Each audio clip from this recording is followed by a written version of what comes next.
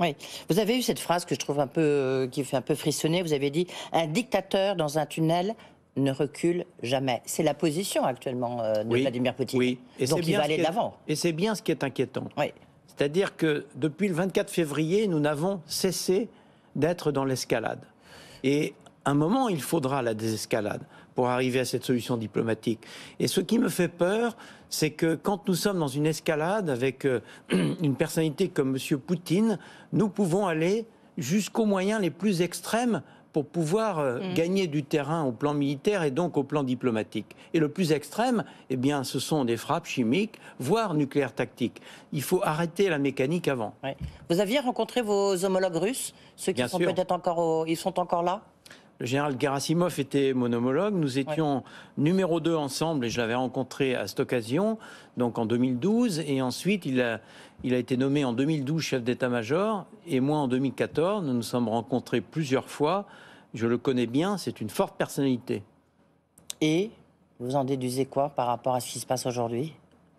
Le général Gerasimov était celui qui commandait les forces pour la Tchétchénie.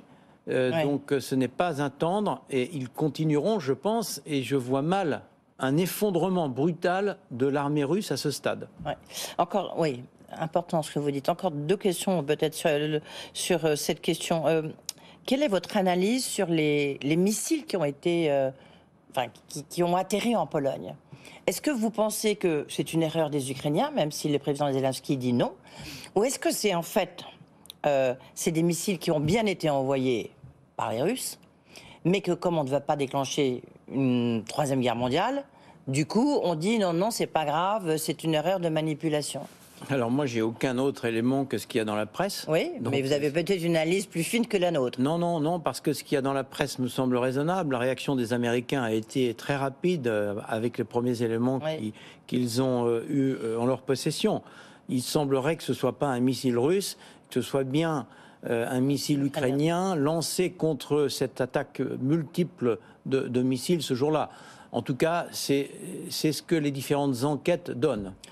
Votre ami, entre guillemets, Emmanuel Macron, le président français, a dit qu'il a annoncé tout à l'heure qu'il aurait un contact direct avec Vladimir Poutine dans les prochains jours. Est-ce qu'il a raison de vouloir maintenir un peu à tout prix et un peu contre l'avis du reste de ses alliés, de nos alliés, un contact direct avec Poutine?